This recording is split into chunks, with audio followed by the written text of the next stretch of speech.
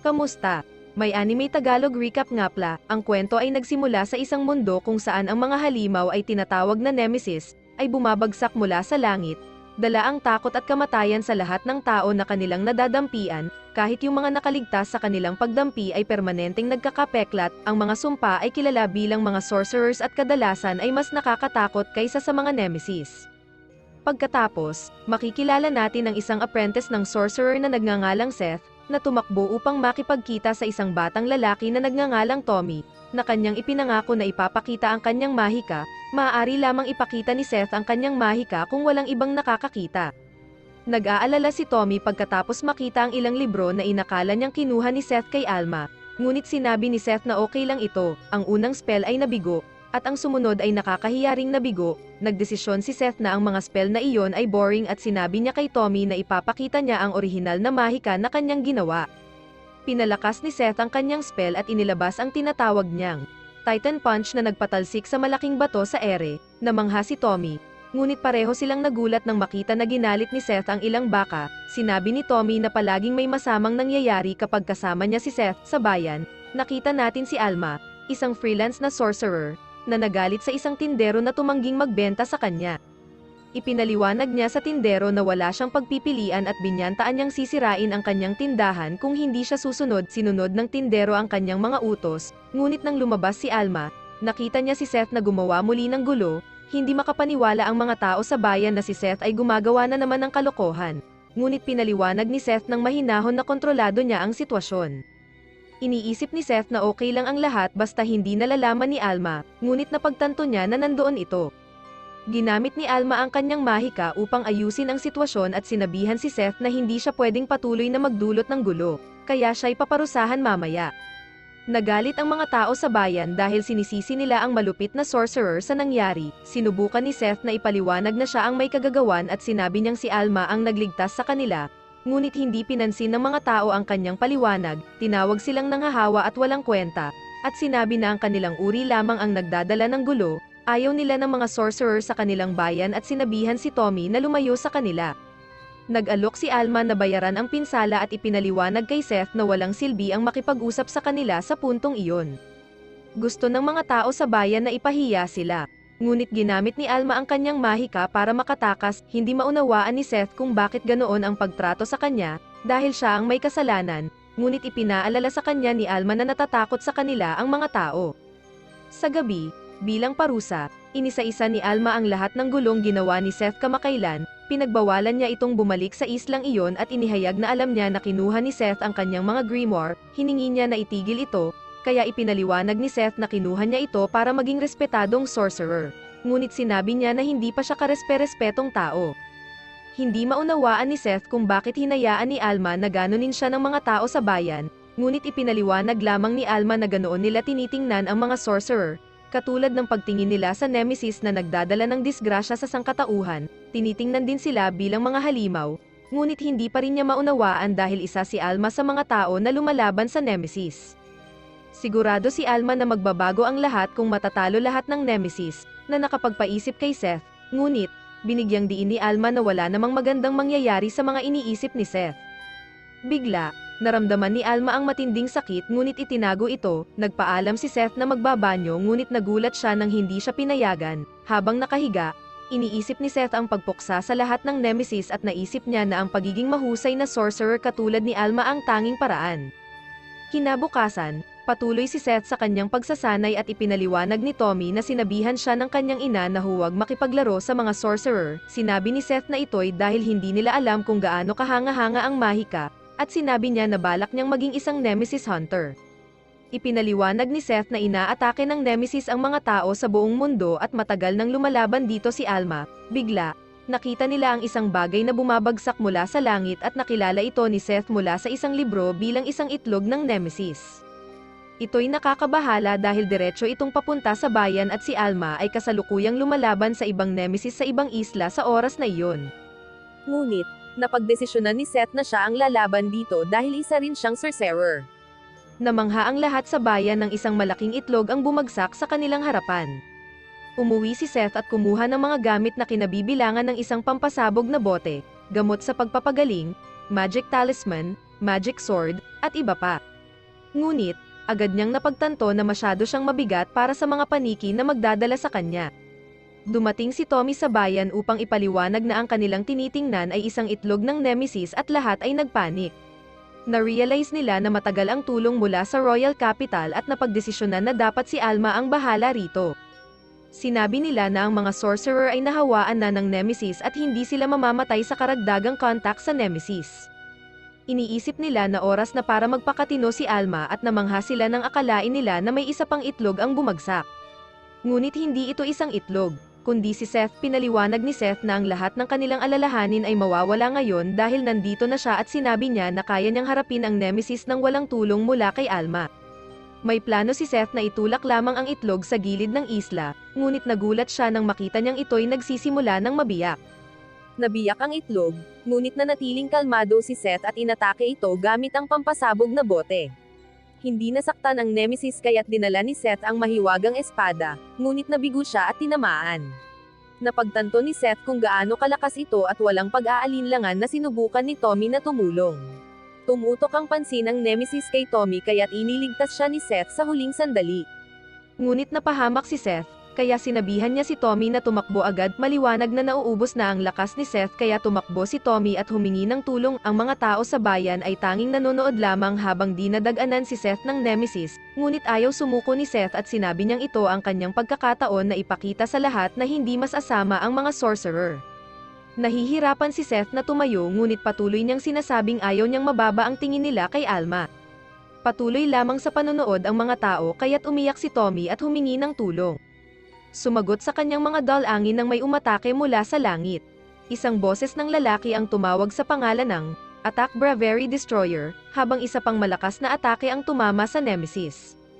Patuloy ang pag-ulan ng mga atake at sa wakas ay ipinakita ng lalaki ang kanyang sarili. Pinuri niya si Seth sa kanyang katapangan, ngunit ipinaliwanag na kailangan pa ring tulungan ng mga sorcerer ang isa't isa. Nagulat si Seth sa pagkakita ng iba pang mga sorcerer at madali nilang napigil ang Nemesis. Ipinaliwanag ng lalaki na sila ay mga Nemesis Hunter at pinakilala ang kanilang sarili bilang The Bravery Quartets, ngunit, pinagalitan ng kanilang leader ang isa sa kanila dahil sa maling pag-pose. Ang kanilang leader, na ipinakilala bilang si Don Bosman, ay nagulat sa lahat nang sabihin niyang naroon sila upang sagipin ang bayan. Iniisip ni Seth na si Alma lang ang tanging sorcerer na kanyang nakita at desperadong nagtanong kung maaari siyang lumaban kasama ni Don at ng iba. Pumayag si Don dahil sa tapang na ipinakita ni Seth, ngunit ang mga tao sa bayan ay hindi nagtitiwala kay Seth. Sinabi nila na si Seth ay puro gulo lamang, ngunit sinabi ni Don na sila ay magkapareho dahil pareho silang sorcerer. Ipinaliwanag ni Don na ang quartet ay tatakbo sa buong bayan upang tulungan ang lahat na lumikas, at inutusan si Seth na i-distract ang Nemesis bilang decoy. Gusto ni Seth na subukan na talunin ito, ngunit sinabi ni Don na ito'y masyadong mapusok at ang pagiging matalino ay bahagi ng pagiging tunay na sorcerer. Naghiwalay sila ng landas at tinangka ni Seth na gamitin ang kanyang Titan Punch. Ngunit, hindi ito umubra dahil napagtanto ni Seth na ang Nemesis ay maaaring magbago mula matigas hanggang malambot. Ngunit, nagawa ni Seth ang kanyang trabaho bilang decoy dahil hinabol siya ng Nemesis sa buong bayan. Ang kanyang tangkang pag-atake sa halimaw ay nabigo. Naalala ni Seth na kailangan niyang lumaban ng may katalinuhan. Sa isang kalapit na bangko, sinabi ni Tommy sa kanyang ama ang tungkol sa Nemesis at dumating din ang The Bravery Quartet. Si Don ay nadismaya sa pagkakita ng mga tao roon at sinabi sa kanila na kailangan nilang umalis. Pabalik sa laban, natutuwa si Seth nang makita ang ilang mga kadena at patuloy niyang ginagampanan ang papel bilang decoy. Subalit, sa pagkakataong ito, inakit niya ang Nemesis at itinali ito gamit ang mga kadena. Sinabi niya dito na hindi na ito makakagawa pa ng masama, ngunit umungol ito at ipinakita na mayroon pa itong mas malakas na atake. Sa ibang lugar, si Alma ay bumalik na inis dahil ang mga taong tumawag sa kanya para tumulong ay nagkamali lamang dahil ang akala nilang Nemesis ay mga hayop lamang sa kalikasan. Habang papalapit siya sa isla, may kakaiba siyang nararamdaman. Binilisan niya ang kanyang pagbalik at umaasa siyang hindi gumawa si Seth ng anumang padalos-dalos. Sa nayon, nakita natin ang sumunod na pinsala mula sa malupit na atake ng Nemesis. Naalala ni Seth ang sinabi ni Alma sa kanya na ang Nemesis ay maaaring gumamit ng mahika, ngunit hindi niya inakala na ito ay magiging ganito kalakas. Narinig ni Seth ang hiyaw ni Tommy sa kalayuan at nakita natin na siya at ang iba pa ay ginapos. Napagtanto ng mga taga-bayan na ang The Bravery Quartet ay nagnais lamang magnakaw sa kanila sa gitna ng kaguluhan at sinabing tama sila sa paniwala nila kung gaano kakilakilabot ang mga sorcerer. Ipinakita ng quartet na sila ay mayaman na at tinawanan ang mukha ng mga taga-bayan. Gayunpaman, dumating si Seth upang tanungin kung ano ang ginagawa nila. Si Don ay nagpasalamat kay Seth dahil naging patibong siya upang ang mga tao ay isipin na si Seth ay bahagi ng pagnanakaw at inakusahan si Seth na nakipagkaibigan kay Tommy dahil ang kanyang ama ay nagtatrabaho sa bangko. Ipinaliwanag ni Don na sila ay hindi mga Nemesis Hunter, kundi mga tagahanap ng yaman na kumikilos kapag ang Nemesis ay dumating. Tinukso ni Don si Seth sa pagiging madaling mauto at itinuro ni Seth na ang tungkulin ng lahat ng mga salamangkero ay labanan ang Nemesis. Bumantong hininga si Don habang ipinaliwanag niya na walang halaga ang lumaban para sa mga karaniwang tao at sinisisi ang mga salamangkero tulad nila sa bawat masamang nangyayari. Binigyang diin niya kung paano sila itinuturing na parang mga nilalang na nahawaan, habang sinisigawan ng mga tao sa bayan si Seth. Sinisisi nila si Seth dahil siya ang dahilan kung bakit lumitaw ang Nemesis sa unang pagkakataon at tinawag siyang nakakahawang salot. Lalo lamang itong nagpapalakas sa punto ni Don, ipinapakita kung paano si Seth ay laban ng laban hanggang sa siya ay sinisisi pa rin at ang ginagawa lamang nila ay sumisigaw ng masasakit na salita sa kanya. Hindi man lang naisip ng mga tao na pasalamatan siya at sa kanilang pananaw, ang mga sorcerer ay katulad ng Nemesis. Tiyak na alam ni Seth kung ano ang pinag-uusapan ni Don at ipinaalala sa kanya na mas mabuti na maging matalino. Sinabi niya na ang pagiging mayaman ay ang pinakamatalinong paraan ng pamumuhay at ang quartet ay nagpasya na umalis bago dumating ang Nemesis. Binigyan ni Don si Seth ng paalam na regalo dahil pareho sila, habang siya ay tumetawa, ngunit nagulat ang lahat nang suntukin ni Seth si Don sa mukha. Nakipaglaban si Seth at sinabi niya na ang sorcery na gusto niya ay hindi katulad ng mga kaawa-awang talunan na tulad nila. Ngunit kaagad siyang pinigilan ng isa sa quartet, ang pangalan ay Gigi. Ipinaliwanag ni Don na ang mahika ni Gigi ay nakakatakot, at siya sana ang pinuno ng grupo kung hindi lamang siya isang obobs. Nagpasya si Don na huwag tapusin si Seth dahil sigurado siyang isang araw ay makikita ni Seth na tama siya sa lahat. Subalit, ayaw ni Seth na ituring na katulad nila. Biglang nakita ni Don na tumugon ang Nemesis sa mahika ni Gigi at nagsimula silang umalis.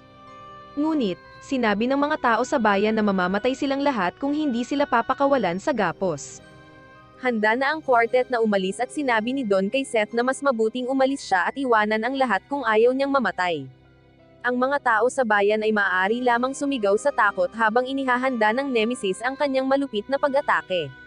Subalit, ginamit ni Seth ang bawat lakas na mayroon siya upang tumayo. Sinabi niya kay Tommy na magiging maayos ang lahat at hindi niya sila iiwanan. Ang lahat ay nanonood sa pagkakagulat habang hinarap ni Seth ang Nemesis at iniisip ang mga salita ni Don. Bago pa man magpakawala ang Nemesis ng kanyang energy beam, muling sinabi ni Seth na hindi sila magiging magkapareho at ang sorcerer na gusto niyang maging ay isang kahangahangang sorcerer na magpoprotekta sa lahat. Inilabas ng Nemesis ang kanyang napakalakas na atake habang pinapanood ng quartet ang kanyang malupit na kapangyarihan at sinasabi nila na matatapos na ang lahat ng mga tao sa bayan.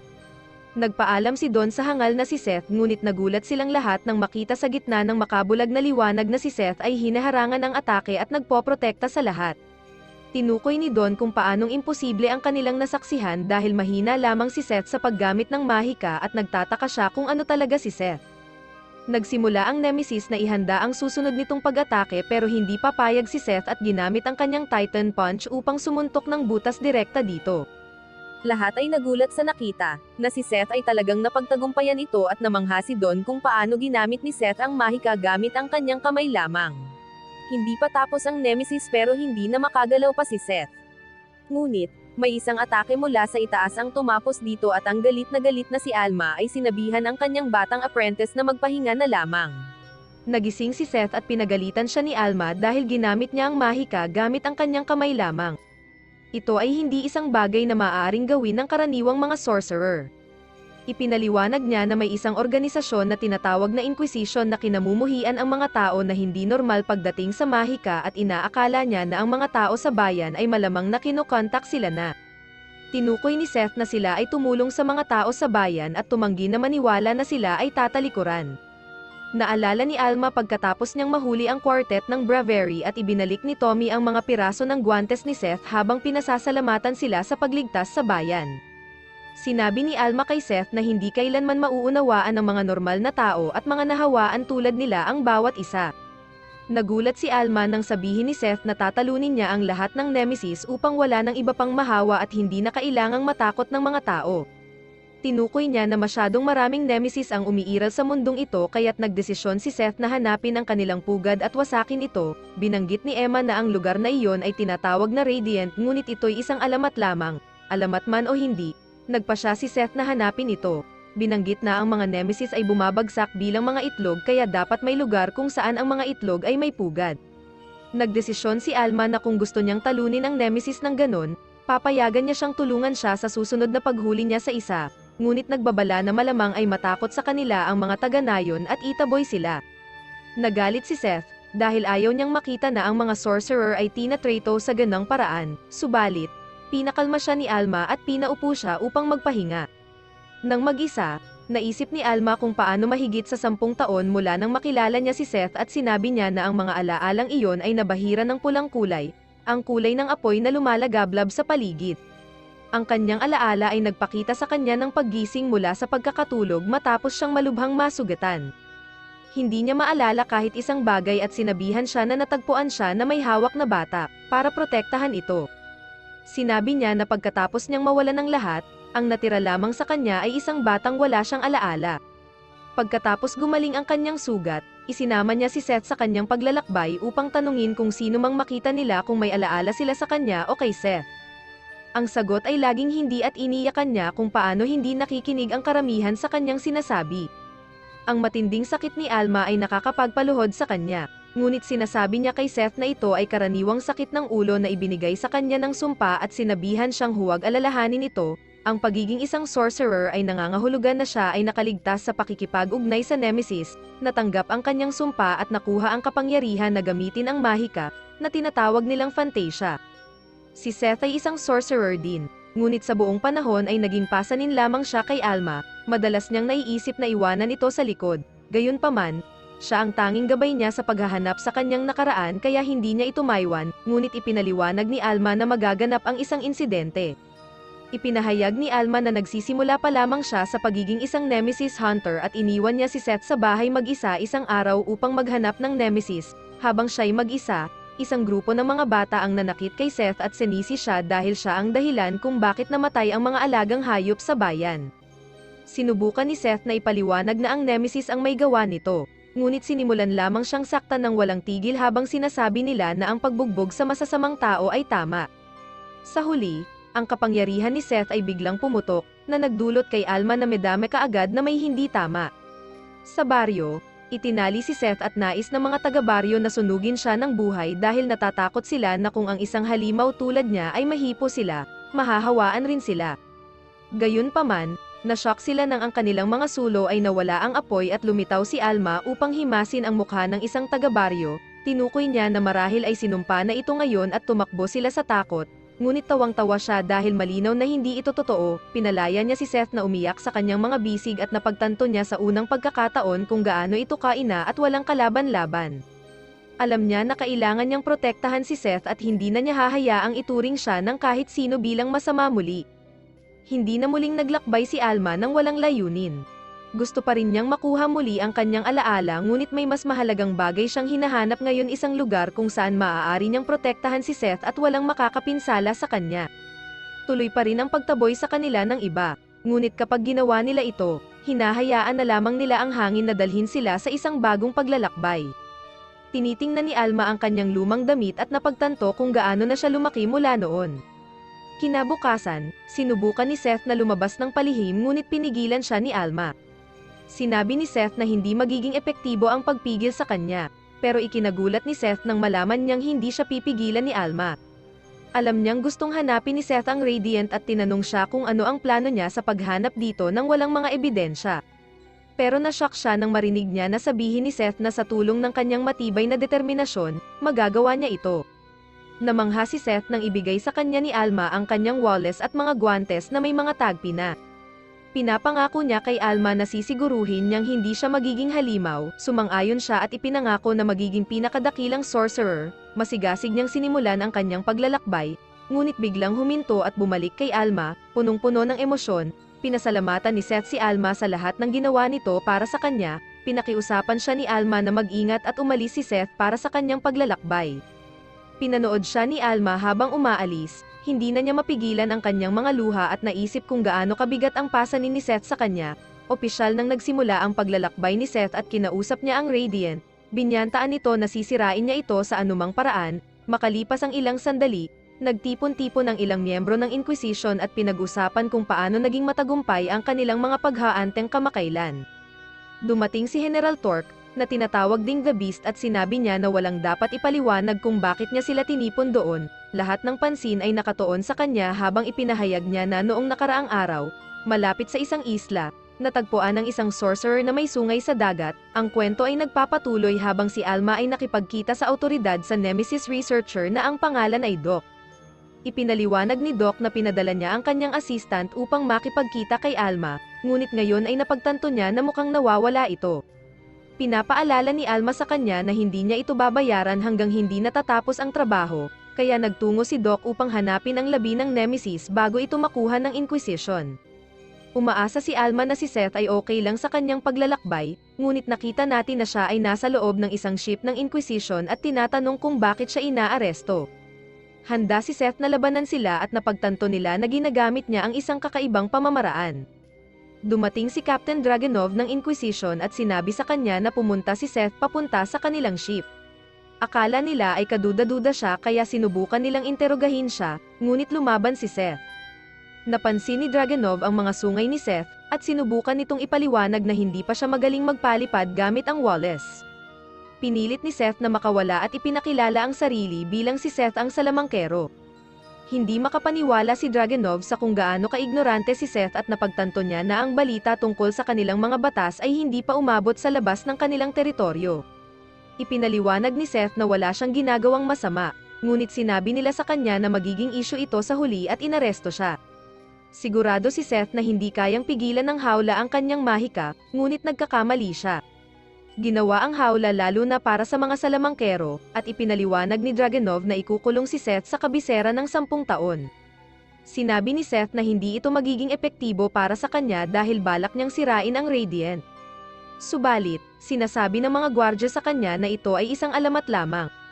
Pinaliwanag ni Dragunov na ang pagbigkas ng salitang iyon ay isang tabo at binalaan si Seth na huwag nang magdagdag pa ng mga krimen sa kanyang listahan. Ipinakita ni Dragunov kung paano ang sumpa ni Seth kaya siya nakakagamit ng mahika at ipinadala siya sa kailaliman ng barko.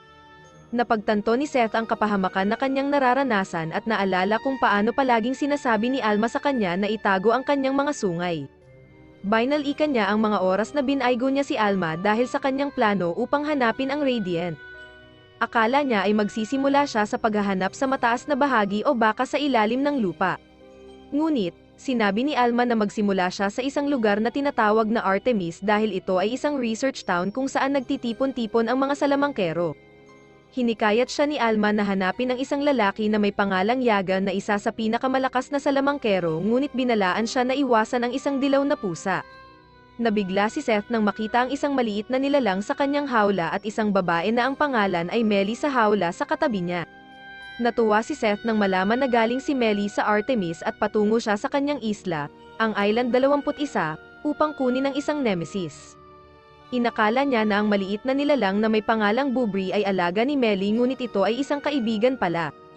Napahiwalay si Melly sa tanging tao na makakapagpatunay sa kanyang pagkakakilanlan ngunit inaasahan niyang siya ay mailigtas kapag dumating si Doc para kunin siya. Na-amaze si Melly sa mga sungay ni Seth ngunit nadismaya nang malaman na walang mahika na lumalabas mula dito. Biglang napahinto ang barko dahil kay Doc na iniisip niyang mapapahamak kung malalaman ng mga Inquisitor na may dala siyang labi ng Nemesis. Natuwa si Melly nang dumating si Doc para sa kanya, ngunit sumigaw siya na siya ay nakulong dahil sa pag-amin na kukuha siya ng labi ng Nemesis. Sinubukan ni Doc na itanggi ang pagkakakilala kay Melly pero lumitaw si Dragunov at ipinaliwanag na alam niya na may dala siyang Nemesis at pinakulong siya. Ipinakilala ni Seth ang kanyang sarili at ipinaliwanag na siya ang tumalo sa Nemesis na dala niya. Sinabi ni Doc na makakatanggap siya ng malaking gantimpala kung ang labi ay nasa magandang kondisyon ngunit wala siyang makukuha kapag ito ay nagpira-piraso. Si Doc ay natatakot na manghuli ng Nemesis sa kanyang sarili at hinahayaan lamang ang mga salamangkero na gawin ang mahirap na trabaho. Binanggit niya kung paano ang mga Nemesis ay bumabagsak tulad ng ulan ngayon. Dahil ang mga salamangkero ay may sapat ng lakas para talunin ang Nemesis. Binibigyan ni Doc ang mga salamangkero ng papuri sa mahirap na gawain ng pagtapos sa bawat Nemesis, subalit ipinaliwanag ni Seth na ang kanyang plano ay ang sirain ang Radiant sa halip. Sinabi niya na ipinangako niya ito kay Alma at nagulat si Doc nang malaman na si Seth ay estudyante ni Alma. Nais ni Seth na dalhin siya ni Doc sa Artemis nang biglang dumating si Bubri na may susi ng hawla. Gumawa sila ng paraan para makaakyat ng barko, ngunit ipinaliwanag ni Seth na kailangan muna niyang kunin ang kanyang mga gamit. Natagalan sila sa paghahanap ng kanyang mga gamit kaya nais ni Doc na umalis na lamang. Sa wakas, nakita nila ang mga gamit ni Seth pero nagulat sila nang malaman na nahuli sila ni Dragunov. Sinubukan ni Doc na sabihin na si Seth ang nagbanta sa kanya, pero sumigaw si Melly na ibalik lamang ang mga gamit ni Seth upang siya'y makapagpatuloy sa paghahanap ng Radiant. Nagulat ang lahat nang gamitin ni Seth ang kanyang Titan Punch upang atakihin ang mga gwardya at kinuha ng kanyang dalawang bagong kasama ang kanilang mga gamit. Ipinakita ni Melly ang kanyang depensibong mahika pero ito ay hindi sapat dahil sila'y napalibutan muli. Sa sobrang pagka-overwhelmed, nagsimula ng mahilo si Melly kaya sinabi ni Seth na gagawin niya ang lahat. Ngunit ikinagulat ng lahat nang utusan siya ni Melly na tumahimik at bigla niyang pinabagsak ang lahat. Pinaliwanag ni Doc na ito ay dahil sa sumpa ni Melly, kapag siya ay labis na na-stress, lubos na nagbabago ang kanyang personalidad. Inutusan ni Melly na ibalik sa kanila ang kanilang ship at napilitang patalsikin ang mga ito nang hindi sila sumunod. Hindi makapaniwala si Doc sa gaano karaming problema ang kanilang kinakaharap at sa isang paraan, nakalapit si Dragunov kay Melly.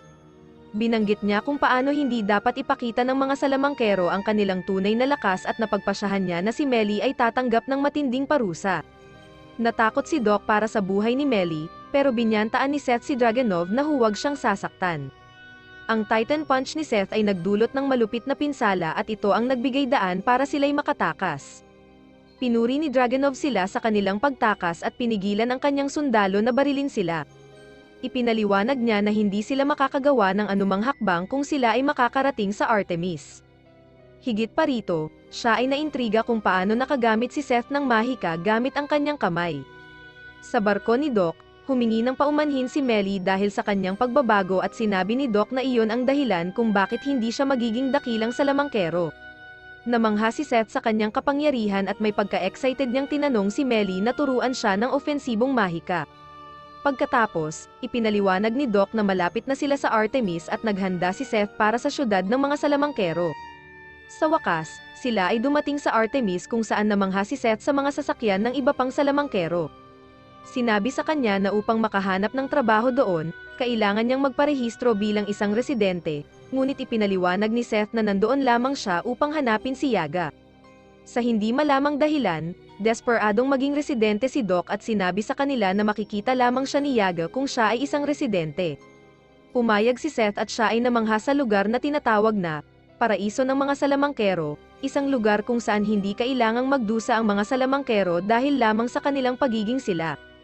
Minadali sila ni Doc upang hindi sila malate sa seremonya ngunit sinabi niya pagkatapos na si Seth lamang ang kailangan pumunta. Isinama pa rin siya ni Seth dahil mukhang kilala niya si Alma at nakita natin na may isang tao na nabighani sa pagkarinig ng pangalang iyon.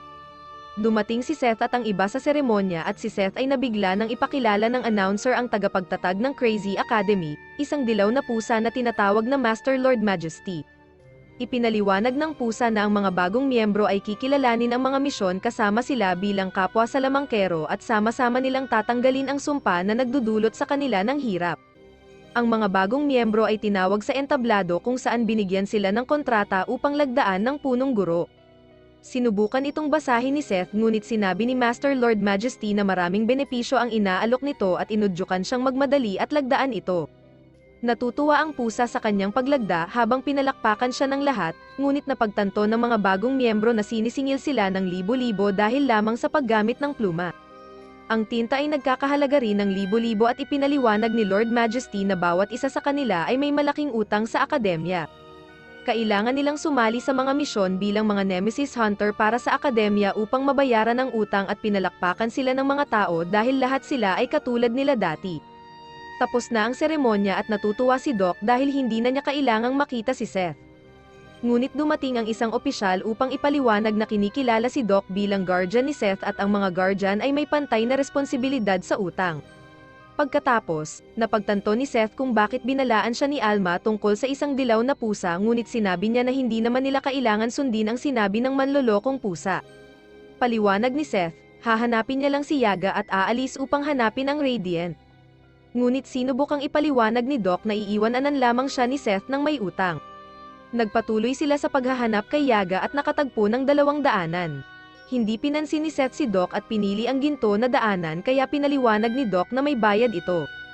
Tinanggap ni Seth ang isang tuwalya mula sa isang mabait na matandang babae upang panasan ang pawis ni Doc ngunit sinabi ni Doc na sinisingil din siya roon.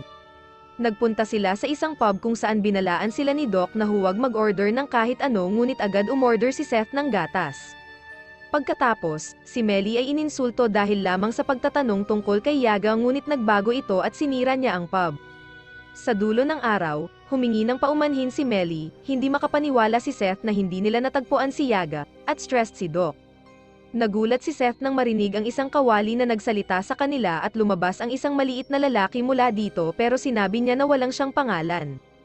Ipinaliwanag niya na maaari niyang sabihin kung nasaan si Yaga, ngunit tinanong muna si Seth tungkol sa akademya na itinayo ni Lord Majesty.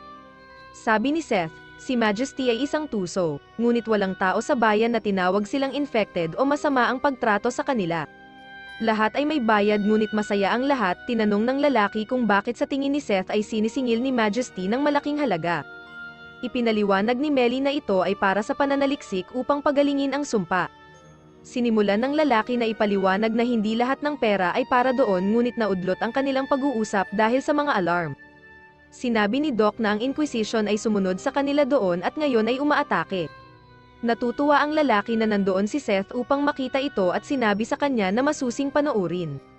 Pagkatapos, nakita na dumating ang Inquisition para kay Seth ngunit maraming salamangkero ang lumabas upang pigilan sila. Ipinapaliwanag ni Dragunov ang utos na natanggap niya na umurong at inihayag na hindi lamang sila ang may impluwensya sa bansang ito. Sinabi niyang si Master Lord Majesty ang tinutukoy niya at naiisip kung gaano karaming pera ang ginasta nito upang hadlangan sila. Dagdag pa, sinabi niya na ang mga miyembro ng 13th Sorcerer Coven ay nasa bayang iyon, at ang bawat isa sa kanila ay kayang lumaban ng 1,000 sundalo nila. Ang bayan ng Artemis ay may militar at politikal na kapangyarihan kaya ang paglaban sa kanila ay katumbas ng pagpasok sa digmaan laban sa isang bansa. Inutos ni Dragunov sa kanila na umurong pero iniisip niya kung gaano kawili-wili ang bata na may sungay, at nagpasya siyang ipaalam kay General Torque ang tungkol sa kanya. Namangha si Seth kung paano sila pinaalis palayo at ipinapakita ng lalaki kung ano ang kapangyarihan ng Artemis Academy at ang kanilang Majesty na nagtipon nito. Ito ang huling kanlungan para sa mga pinag-uusig na salamangkero at gagawin ni Majesty ang lahat na kinakailangan upang protektahan ito. Ipinapaliwanag ni Seth ang kanyang plano na wasakin ang Radiant, ngunit tinanong ng lalaki kung hindi ba mas makakabuluhan kung gagamitin ni Seth ang kanyang lakas upang protektahan ang Artemis, ang lugar na nagproprotekta sa mga salamangkero. Tinanggihan ni Seth ang ideya dahil ang lahat ng nasa labas ay kinakaharap pa rin ang mga panganib ng Nemesis at upang tulungan sila, kailangan nilang baguhin ang mundo mismo. Tumawa ang lalaki sa ideya ni Seth na maaari niyang baguhin ang mundo. Ngunit sinabi ni Seth na kung wala nang ibang gagawa, gagawin niya ito. Iniisip ni Seth na dadalhin siya ng lalaki kay Yaga ngunit inihayag ng lalaki na siya ay si Yaga, isang miyembro ng 13th Sorcerer Coven. Sa ibang lugar, nagulat si General Torque na may nakatakas kay Dragunov. Humingi ng paumanhin si Dragunov ngunit nais lamang ni Torque na tiyakin na talagang nakita ni Dragunov ang bata na may sungay na gumagamit ng mahika gamit ang kanyang mga kamay lamang. Gusto ni Torque na bantayan ang syudad at ipaalam sa kanya ang susunod na pagkakita sa bata na may sungay. Dumating ang isa pang miyembro at nabigla nang marinig tungkol sa batang gumagamit ng mahika nang walang gamit. Ipinapakita ni Torque na sila ay lubos na nauunawan ang panganib na dala nito at nagpasya na dapat niyang mahuli sa anumang halaga. Pagkalipas ng ilang oras, bigla ang pumasok si Seth sa tea party ni Melly at pinilit na turuan siya ng mahika kaya naitanong niya kung bakit.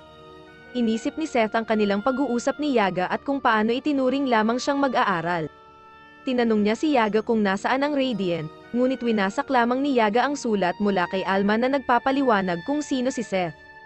Sinabi ni Yaga na wala siyang maibibigay sa isang nilalang na walang lakas, at kung gusto niyang turuan siya, kailangan niyang ipakita sa kanya na siya ay may sapat na lakas para dito. Hindi natuwa si Yaga sa kanyang Titan Punch dahil tinipon lamang niya ang Fantasia sa kanyang kamao at sinabi sa kanyang matuto muna ng basic magic. Nagmamakaawa si Seth kay Melly na turuan siya, ngunit hindi niya magawa dahil maaari lamang siyang gumamit ng offensive magic kapag nagbago ang kanyang personalidad. Nais ni Seth na ituro sa kanya kung paano magtipon ng Fantasia ngunit hindi niya alam kung paano ito ituro. Nagpasya siyang matuto mag-isa ngunit may ideya si Melly. Nakita nila si Doc na may daladalang mga rosas para sa kanyang minamahal na si Miss Melba. Nagtatrabaho si Miss Melba sa isang kafe at nang mapatitig siya kay Miss Melba ay hinampas siya ng ama nito. Kinailangan ipaliwanag ni Melly na ang puppet sa kamay ni Melba ay ang kanyang ama. Itinapon ng ama ang mga rosas ni Doc, pinaliwanag ni Melly na siya ay isang magaling na kusinero at napakabuting ama. Humingi ng paumanhin si Melba sa pag-uugali ng kanyang ama pero ipinaliwanag ni Melly na ito ay nangyayari kay Doc palagi. Nag-enjoy sila sa pagkain at ipinaliwanag ni Seth na nandito siya upang hanapin ang Radiant. Naisip ni Doc kung gaano kawalang katino si Seth at kaagad siyang nairita ng handgun ni Melba si Seth sa kanyang tapang. Ipinaliwanag ni Seth na kailangan niyang matuto muna ng mahika at sinabi ni Melly na inaakala niya na matutulungan siya ni Doc dahil siya ay isang mananaliksik. Nagreklamo si Doc sa kung gaano kasama si Seth sa paghingi ng tulong matapos ang lahat ng masasamang ginawa nito sa kanya.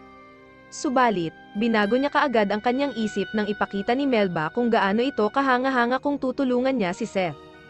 Agad na nagpasya si Doc na tumulong at sinabi na sa tulong niya, mas madali ang paggamit ng mahika kaysa sa pagprito ng itlog.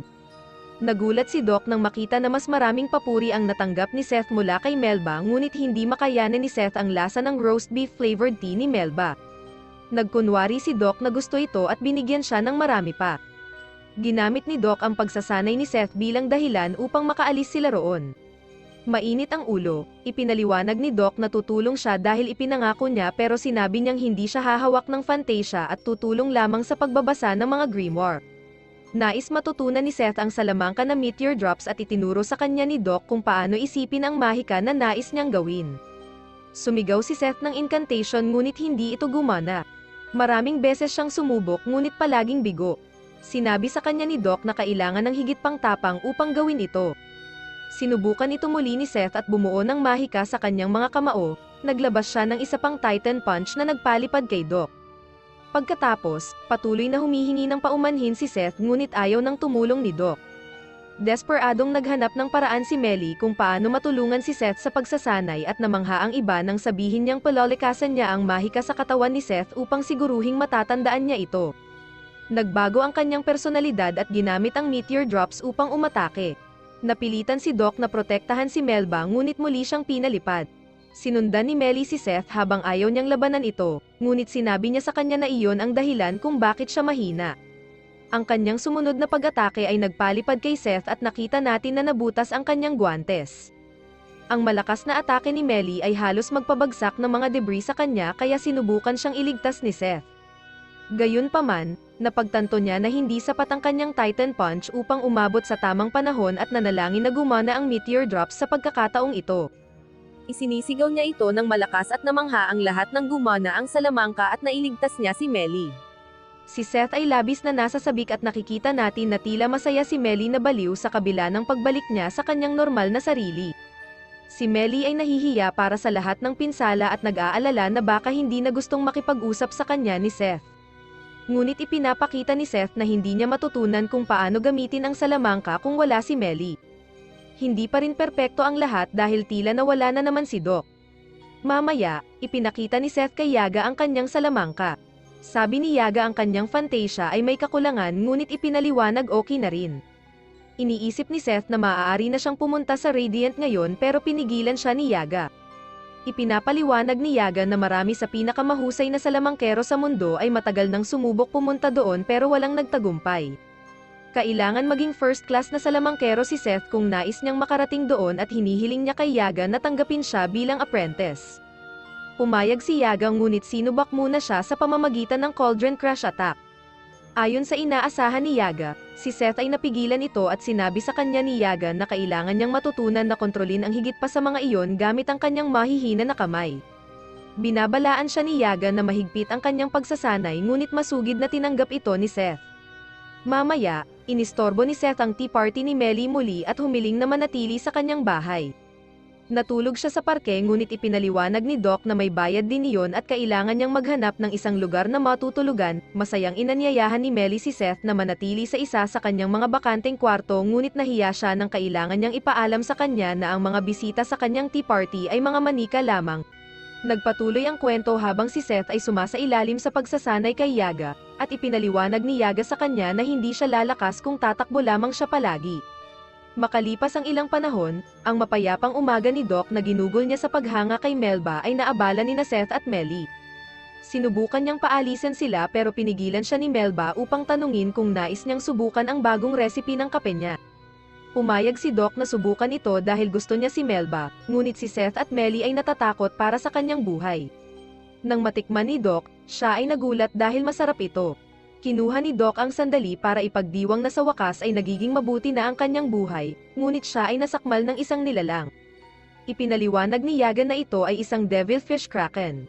Ang water system sa kanilang ibaba ay doon itinatapon ng mga sorcerer ang mga hayop mula sa eksperimento at ang partikular na nilalang na ito ay mahilig sa kape.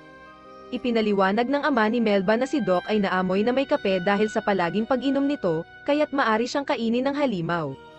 Sa ilalim nila, naghihintay si Doc at inaasam na makita ang halimaw na uminom ng kanyang kape at natatakot siya na baka siya ay kainin. Ngunit sa oras na iyon, ang kraken ay inakit ng isang amoy at nakita natin na sina Seth at Melly ay may daladalang malaking balde ng kape. Sinabi ni Yaga sa kanila na labanan ito mag-isa at ituring ni Seth bilang bahagi ng kanyang pagsasanay.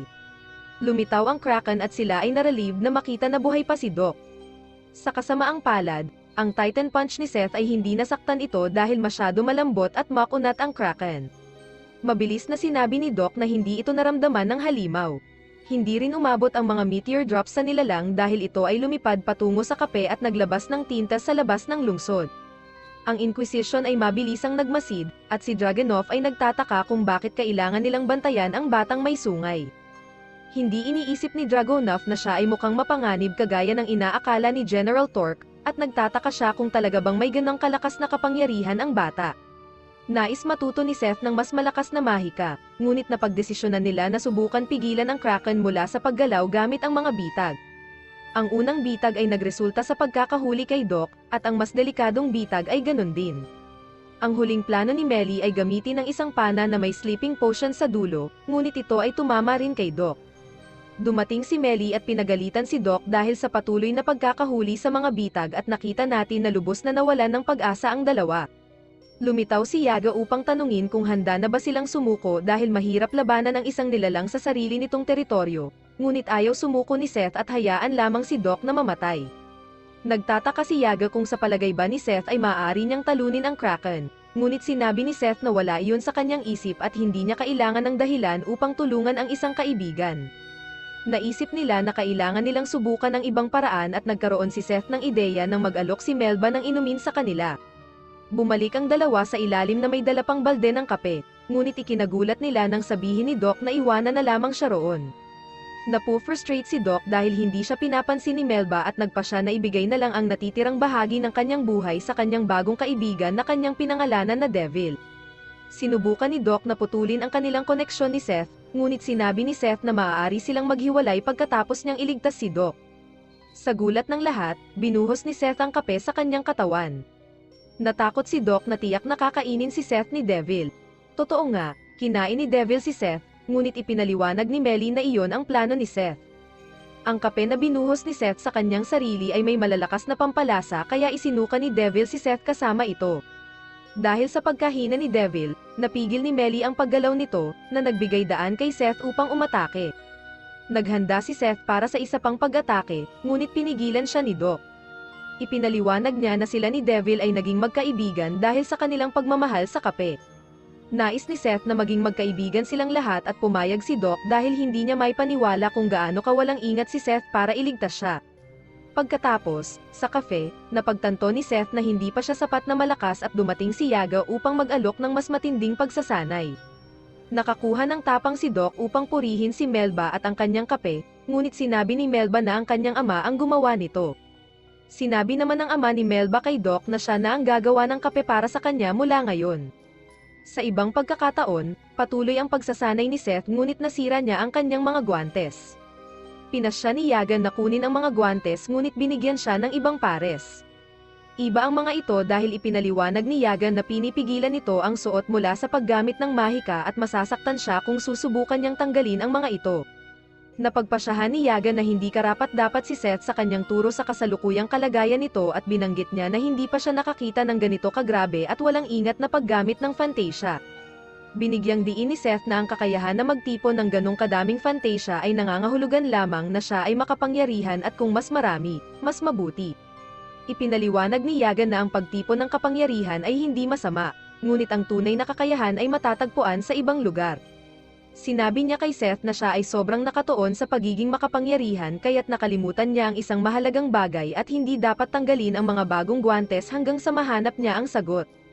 Sa cafe, nagrereklamo si Seth tungkol sa kung paano hindi makatwiran si Yaga nang dumating si Doc. Ipinagpalagay ng ama ni Melba na nandito siya upang subukang lumapit muli sa kanyang anak, pero ang tunay na dahilan ni Doc ay upang sabihin sa kanila na may imbitasyon sila mula kay Lord Majesty.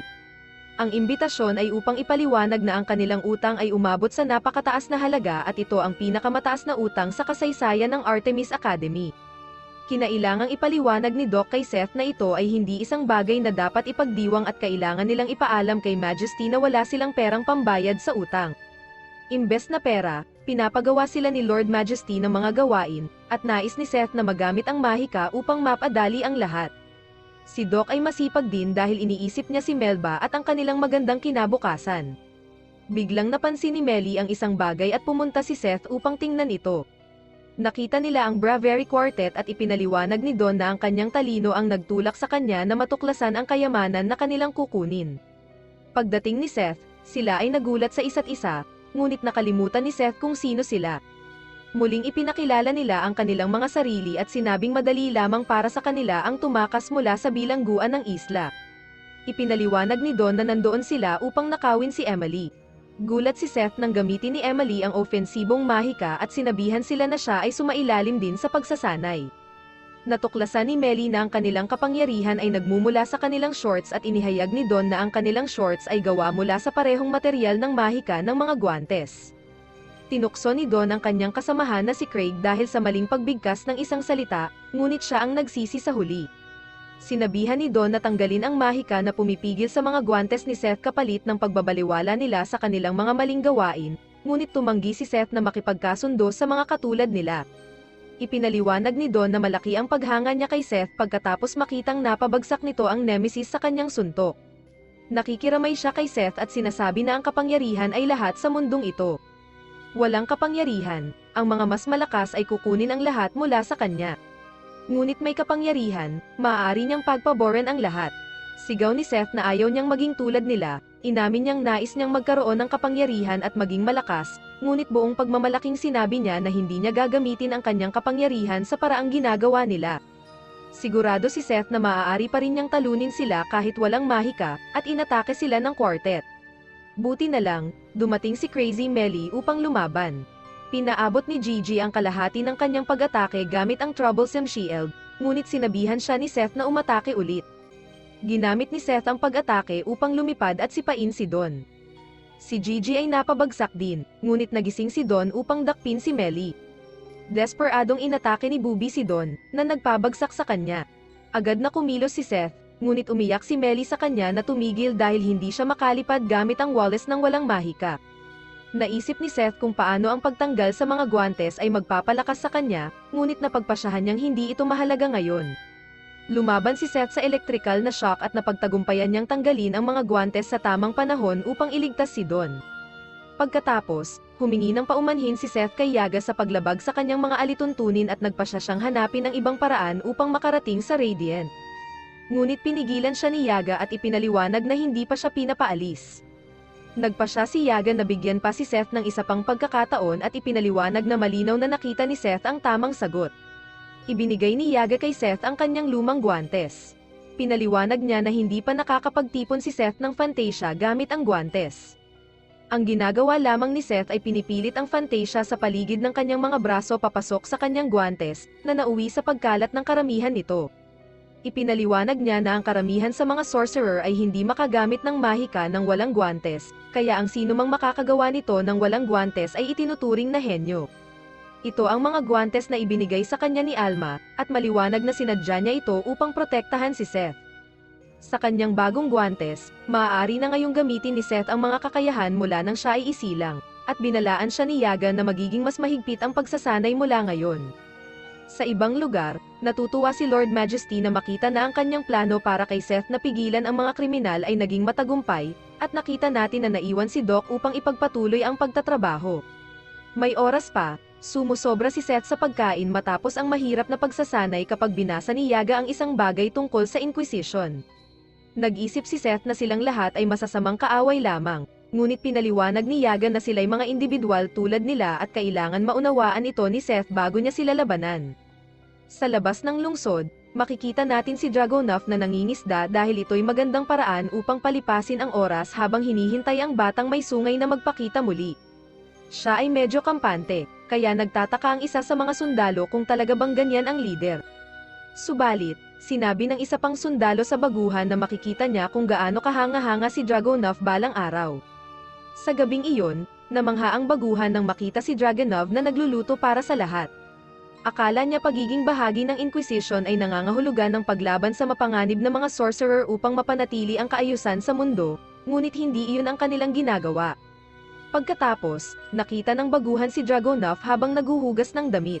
Nagtataka si Dragunov kung nabigo ba niya ang baguhan dahil hindi totoo ang lahat ng chismis tungkol sa kanya at isa lamang siyang tao na naligaw mula sa landas patungo sa tagumpay. Sinasabi na nakikita niya ang lahat, ngunit pinaliwanag ni Dragunov na si General Torque lamang ang may kakayahang gawin ito. Isang mapanganib na bagyo ang lumitaw at nagtataka si Dragunov kung nag-i-imagine lang ba siya dahil nakakita siya ng isang bagay sa labas. Kinabukasan, ikinalungkot ng baguhan kung paano nila ginugol ang gabi sa pag-aayos ng ship. Akala niya na ang pagiging isang inquisitor ay mas magarbo, tulad ng pagtapos sa masasamang sorcerer at pagtanggap ng pasasalamat mula sa mga tao. Kumalat na ang balita tungkol sa isang kapitan na pinangalanan na si Conrad na nangunguna sa malawakang pagtakas ng mga eretiko, at napansin ng baguhan ang malalim na pagkakaiba mula sa kanilang sariling kapitan. Biglang may ulat na ang kalapit na grupo ay inatake ng isang kalaban at sila'y ngayon ay na-stranded sa isang isla. Sa Artemis, ipinaliwanag ni Yagan na tulad ng ibang lugar, ang Inquisition ay puno ng mabubuting tao at mas asama. Ang pagtatag ng label sa isang buong grupo ng mga tao ay magiging katulad lamang niya sa mga taong diskrimina sa mga salamangkero. Makikita natin na si Dragunov ay tumugon sa tawag upang tulungan ang ibang grupo na pinamumunuan ni Kapitan Edmund. Ipinapakita sa kanila ni Edmund ang kanilang kargamento na mayabang nilang dinala pabalik sa headquarters at ipinaliwanag na ito'y mga salamangkero na nag-abala sa mga mamamayan. Hininga ni Dragunov's manor ng tulong para maayos ang kanilang barko at pinag-usapan kung paano si Edmund ay sumikat sa pagkakahuli ng maraming salamangkero. Naiinis ang baguhan sa pag-aayos ng barko ng iba at nagdesisyon siya na humiling na mailipat sa ibang grupo upang pamunuan ng iba bukod kay Dragunov. Pagkatapos, sinabi kay Dragon na natapos na ang mga pag-aayos. Lumitaw si Justin at ang Nemesis, at sinabi ni Edmund na ito ang lumusab sa kanilang ship. Ito ay malaki, ngunit ipinaliwanag ni Dragunov na wala itong interes sa kanila. Natutuwa si Edmund na makita ito at diretso sa isang bayan, ibig sabihin ay ligtas sila. Hindi makapaniwala ang baguhan na walang pakialam si Edmund sa mga taong masasaktan at sinabi ni Edmund na isang tanga lamang ang lalaban doon kung walang pangangailangang gawin ito. Pinaliwanag ni Edmund na ang kanyang mga kaaway lamang ay ang mga salamangkero, ngunit itinuro ni Dragon na ang mga nemesis ay kasing delikado sa kanila. Binanggit ni Edmund na ang kanilang mga sandata ay hindi pinalakas ng Fantasia kaya hindi nila kayang tapusin ang isang nemesis tulad ng mga salamangkero. Ngunit pinaalalahanan siya ni Dragunov na mayroon pa rin silang sariling paraan ng paglalaban. Nagbigay si Dragunov ng isang inspirasyonal na talumpati sa kanyang mga kawal habang sila ay naghahanda na labanan ang Nemesis at ang baguhan ay nanood na may paghanga. Sa gabing iyon, sinabi kay Edmund na hindi pa bumabalik si Dragunov at ang kanyang mga kawal. Masaya siyang isipin na baka silang lahat ay namatay dahil pinahiya siya ni Dragunov, ngunit siya ay nagulat na malaman na bumalik si Dragunov. Ipinaliwanag ni Dragunov na ginawa lamang nila na hindi makalipad ang Nemesis at ibinaon ito sa dagat. Balak iulat ni Edmund ang tagumpay sa headquarters ngunit siya ay nagulat nang itaas ni Dragunov ang kanyang pana sa kanya. Ini-reveal ni Dragunov na nalaman niya ang lihim ni Edmund at kinumpirma ito ng kanyang mga kawal. Ipinaliwanag niya na ang mga taong nahuli ni Edmund ay hindi kailangang ikulong dahil wala ni isa sa kanila ang isang salamangkero at sinungaling si Edmund na lahat ng kanyang nahuli ay mga salamangkero. Sinubukan ni Edmund na makipag-areglo sa kanya ngunit tinanggihan ito ni Dragunov dahil isa lamang siyang nilalang na nagdudulot ng pinsala at banta sa buhay ng mga walang kapangyarihang tao. Sa gabing iyon, pinakain muli ni Dragunov ang kanyang mga kawal at natutuwa siya na makitang kumakain na ang baguhan ngayong gabi. Gayunpaman, hindi siya makatigil sa pag-iisip kung paano ang napakalaking Nemesis ay mukhang nasaktan na ng isang malaking espada. Malapit doon, nakita natin ang isang mukhang mapanganib na lalaki. Siya ang may kagagawan sa pagkasugat ng Nemesis at nagdesisyon siyang pumunta sa pinakamataong bayan malapit doon na tinatawag na Rumble Town. Maya-maya, dumalo si Seth at Melly sa isang pista na inihanda ni Master Lord Majesty. Ayon kay Doc, ginagawa ito ni Majesty hindi lamang para kumita ng pera, kundi upang makabuo rin ng relasyon sa iba't ibang bansa upang hindi makialam ang Inquisition sa kanilang bayan. Ipinapaliwanag ni Doc na kung plano ni Seth na gumastos ng pera kahit sila ay may utang, dapat subukan niyang manalo sa darating na broom race. Pagkatapos, binati ni Lord Majesty ang lahat at sinabing oras na para subukan ang kanilang kaalaman at kahusayan sa karera ng Wallace. Ang premyo ay 10 milyong coins subalit si Seth ay nasa labas pa rin dahil ang bayad sa paglahok ay mahal para sa kanya. Biglang dumating si Nick at ipinaliwanag ng kanyang mga kasamahan na si Nick ay nanalo na sa 2 huling karera ng Wallace.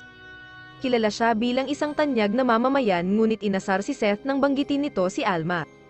Sa kwento, tumanggi si Alma na makipagtulungan kay Artemis at inakala nilang tumakas ito dahil mahina siya.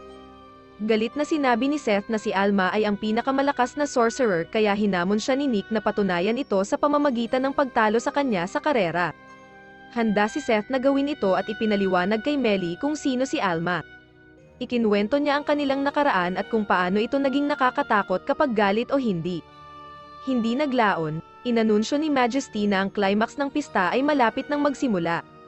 Dumating si Seth na inaakalang natatakot ang lahat dahil sa kanyang kahangahangang Wallace, subalit nagkamali siya nang makita niya ang iba pang sorcerer na may mas bonggang Wallace.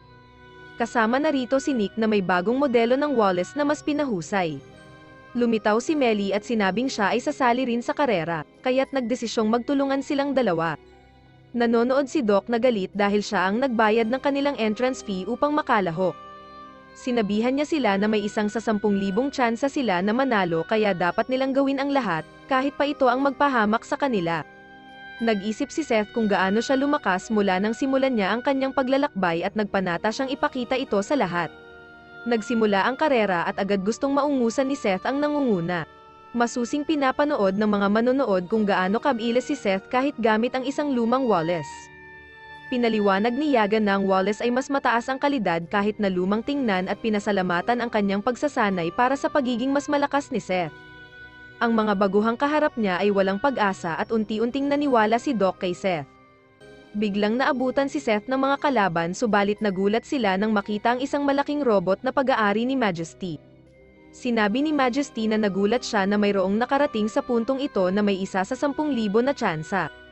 Ayaw niyang manalo si Seth kaya't sinubukan niyang atakihin ito. Nakatakas si Seth pero patuloy pa rin ang atake ni Majesty kaya't ginamit ni Melly ang isang kalasag. Sinubukan ni Seth na atakihin ang robot subalit inatake siya ni Majesty. Akala ni Doc tapos na, ngunit pinakita ni Seth ang kanyang natutunang magic sa depensa. Inatake niya ang robot gamit ang kanyang Titan Punch. Na-shock si Majesty at tumakbo, ngunit dahil sa pagsabog, kinailangan ni Seth iligtas si Melly. Pinilit niya itong isalba kahit paayaw nito, nagulat ang lahat nang mabilis niyang naabutan si Nick, ngunit ininsulto ni Nick ang kanyang Wallace. Sinabi ni Seth na ito ang pinakamahusay na Wallace sa mundo dahil sa pagmamahal ni Elma. Ayaw magpatalo ni Nick at tinulak ang kanyang mga kakampi. Si Nick ang nanalo ngunit wala si Seth, nagpalakpakan ang lahat nang makita nila na iniligtas ni Seth ang mga kakampi ni Nick. Maya-maya, Inalala ni Doc ang pagkatalo ni Seth at ang utang dahil sa bayad sa paglahok. Sinabi ni Seth na ang konting utang pa ay walang epekto at sumang-ayon siya kay Melly na dapat silang maghanap ng trabaho sa Rumble City. Nalaman natin na ang pangalan ng misteryosong lalaki ay Grimm at may mahalagang trabaho siya na may mga kasamang kapahamakan. Pagkatapos, nangarap si Doc tungkol sa kanyang buhay kasama si Melba ngunit na-realize niya ang kanyang malaking utang at iniwan siya ni Melba. Nagpa siya si Doc na maghanap ng trabaho, ngunit lahat ng alok sa kanya ay walang silbi. Nakita niya ang isang alok na Nemesis Hunt, at alam niyang dapat niyang iwasan ito dahil sa panganib. Sa kasamaang palad, nakita rin ito ni Seth at nabigo si Doc na itago ito. Ang sulat ay nagpapaliwanag na kahit maraming miyembro ng kanilang komunidad ang nawawala, ang Inquisition na namamahala sa kanilang bayan ay tumatanggi na maniwala sa kanila tungkol sa Nemesis. Gustong-gusto ni Seth na gawin ito, ngunit tumanggi si Doc na sumama at nagkunwari pa na may sakit. Ngunit narinig ito ni Melba at namangha sa katapangan ni Doc dahil hindi niya alam na isang adventurer ito. Pinuri siya ni Melba dahil sa kanyang pag-aalay ng kanyang kaligtasan para tulungan ang iba. Sinabi ni Doc na itinuturing niya ang sarili bilang pinakamabait na adventurer sa Artemis Academy. Binanggit ni Melba kung gaano siya natatakot sa harap ng isang Nemesis, ngunit sinabi ni Doc na sanay na ang isang adventurer na katulad niya dito. Handa na silang umalis at tinawag ni Doc ang sarili niyang tanga dahil sa pagpayag na sumama. Dumating si Yaga para ipaalam kay Seth at sinabihan siyang ang mundo sa labas ay walang awa. Kailangan niyang tiyakin kung alin ang kanyang lalabanan at alin ang kanyang pangangalagaan. Umalis sila habang napansin sila ni Dragunov, kahit disguised sila, sigurado siya sa kanilang patutunguhan batay sa kanilang direksyon at kailangan niyang makontak si General Torque. Malapit na sa kanilang destinasyon ang ating mga bayani, ngunit pinapunta ni Doc sa loob ng barko si Seth dahil ang lugar na kanilang pinuntahan ay ayaw sa mga sorcerer at pinamamahalaan ng Inquisition. Pinalitan ni Doc ang mga sungay ni Titus dahil kung matutuklasan sila, mapapahamak sila. Gumagawa ng maraming ingay ang isla habang lumalapit sila dahil sa mga pabrika. Ipinaliwanag ni Melly na ang lugar ay dating tinatawag na Prosperity ngunit ngayon ay kilala bilang Rumble Town. Paglapag nila, pinapaalalahanan sila ni Doc na maging tahimik dahil kung mapapansin sila, mahuhuli agad sila ng Inquisition. Napagtanto nila na medyo kakaiba na walang tao sa paligid, ngunit nagpa siya silang hanapin ang kanilang kliyente na si Zeta. Kailangan ni Doc ng pahinga, pero napagtanto ni Melly na nawawala si Bubray kaya hinanap ito ni Seth at Melly. Mabilis nilang natagpuan si Bubray na medyo galit, handa na silang bumalik kay Doc ngunit nagulat sila sa dumaang Nemesis at sinundan ito. Mukhang makakatakas ang Nemesis kaya pinaplano ni Seth at Melly na maglagay ng bitag, ngunit nagulat sila nang biglang lumitaw ang Nemesis mula sa kanilang likuran. Nagtataka si Seth kung kayang mag-teleport ng Nemesis, ngunit napagtanto nila na mayroon palang dalawang magkaparehong Nemesis. Inatake sila ng Nemesis at wala ng oras para maglagay ng bitag kaya nagdesisyon si Seth na umatake. Naalala niya ang sinabi ni Yaga na kumalap ng maraming Fantasia at ipunin ito sa pinakamalakas na lakas na alam niya. Iniisip ni Seth si Alma at naglabas siya ng malakas na pag-atake gamit ang Skull. Matapos patumbahin ang isa sa mga Nemesis, handa na si Seth sa isa pa, ngunit nagulat sila nang makitang tumetakas ang Nemesis. Sinundan ito ni Seth habang pinadala si Melly sa taas upang maghanda ng isang bitag, pero hindi makapaniwala si Seth nang makita ang marami pang kaparehong Nemesis. Handa si Seth na mahuli silang lahat, ngunit pumihil sa kanya ang misteryosong lalaki na nagpakilalang si Grimm. Ipinaliwanag niya na sinusundan niya ang Nemesis dahil maaari itong magsilbing susi sa paghahanap sa isang taong hinahanap niya sa loob ng maraming taon. Gusto ni Grimm malaman kung bakit hinahabol ni Seth ang Nemesis, ngunit tumanggi si Seth na sumagot. Nag-summon si Grimm ng kanyang sandata upang bantaan si Seth, ngunit tumanggi pa rin itong sumagot at sinubukang lumaban. Hindi naman nabahala si Grimm at napagpasyahan niyang paralisahin si Seth upang makakuha ng sagot. Madali niyang napigilan ang mga pag-atake ni Seth, ngunit binati niya ito sa kahusayan nito sa Fantasia. Gusto ni Grimm na sumuko si Seth dahil halata ang pagkakaiba sa kanilang kapangyarihan. Ngunit, hinanda ni Seth ang kanyang skull attack at ito'y napansin ni Grimm. Napigilan din ang pag-atake na ito at umaasa si Grimm na naiintindihan na ni Seth. Muli siyang humiling ng impormasyon, ngunit sa pagkakataong ito, lumitaw si Melly at inatake siya. Akala ni Melly na tinalo niya ito, ngunit nagulat sila nang makita na si Grimm ay okay lang. Sigurado si Grimm na may darating na tao matapos ang gulo at nagpas siyang umalis. Umalis siya ngunit tiniyak na magkikita sila muli at hindi maiwasan ni Seth na aminin na si Grimm ay napakalakas. Kailangang tumakbo agad sina Seth at Melly dahil dumating ang mga miyembro ng Inquisition. Sa ibang lugar, pinapag-push-ups ni Captain Conrad ang isang sundalo habang nag-uulat ito. Ipinaliwanag ng sundalo na tila ang mga sorcerer ang sanhi ng ilang pinsala at naging labis na nasabik si Conrad dahil sinabi niyang oras na para sa isang paghahabol sa mga sorcerer. Sa pagbabalik kay Seth at sa kanyang mga kasama, makikita na sila'y pinaghahanap. Hindi makapaniwala si Doc na agad nagdulot ng gulo si Seth mula nang sila'y dumating sa bayan, ngunit ipinaliwanag ni Seth na siya ang hinahanap ng gulo. Sinabi niya na mayroong kahit 15 nemesis at iniisip ni Doc kung ang paghuli sa kanilang lahat ay makakabigay ng pabuya na magbabayad sa kanilang utang. Gusto ni Seth hulihin ang nemesis agad, ngunit ipinaliwanag ni Doc na kailangan muna nilang hanapin ang kanilang kliyente. Sa kuta ni Conrad, nagulat siya nang makita si Dragunov na naghihintay sa kanya. Kinausap siya ni Dragunov ng walang formalidad kaya ipinaalala ni Conrad sa kanya na hindi na siya tauhan ni Dragunov at hinihiling ang respeto. Sinabi lang ni Dragunov na naghahanap siya ng mga sorcerer at napagpasyahan ni Conrad na ito ay ang parehong mga sorcerer na sumira ng isang gusali noong nakaraang gabi. Sinabi sa kanya ni Dragunov na iwanan na lamang sa kanya ang mga sorcerer, ngunit tumanggi si Conrad dahil sa kanya ang bayan. Kaya ipinaliwanag ni Dragunov na ang utos ay mula sa mas mataas na ranggo. May problema pa rin dito si Conrad, ngunit agad siyang tumahimik nang malaman na ang utos ay mula kay General Torque. Gusto malaman ni Conrad kung ano ang nangyayari, ngunit nagalit siya nang sabihin sa kanya ni Dragunov na ito ay lihim na impormasyon. Sa ibang lugar, sinabihan ng ating grupo na walang Zeta sa paligid, ngunit nagpakita si Melly ng kakaiba upang pilitin ng isang lalaki na aminin na siya si Zeta. Pinaliwanag ng asawa ni Zeta na ang kanilang panganay na anak na si Taj ay nakasalamuha ang Nemesis. Inakala ng grupo na patay na ang bata, ngunit nagulat sila nang makita itong buhay pa.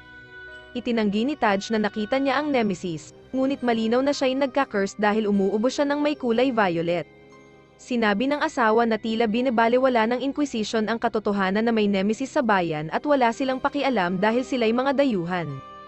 Maraming pabrika sa Rumbletown kaya maraming dayuhan ang pumupunta doon upang maghanap ng trabaho.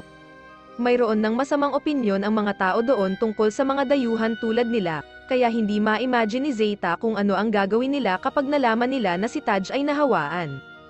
Itinama ni Zeta ang kanyang sarili at sinabi niya na si Taj ay may simpleng sipon lamang. Tinitigan ni Seth ang kanilang mukhang nababahala at ipinahayag na tatalunin niya ang Nemesis. Si Taj ay hindi makapaniwala na sila ay handang tumulong at nag-alok na samahan sila papunta sa Nemesis. Habang sila'y naglalakbay, ipinaliwanag ni Taj na ang Nemesis na kanyang nakita ay malaki. Nagdesisyon si Melly na ito ay ang pinanggalingan, ang Source Nemesis.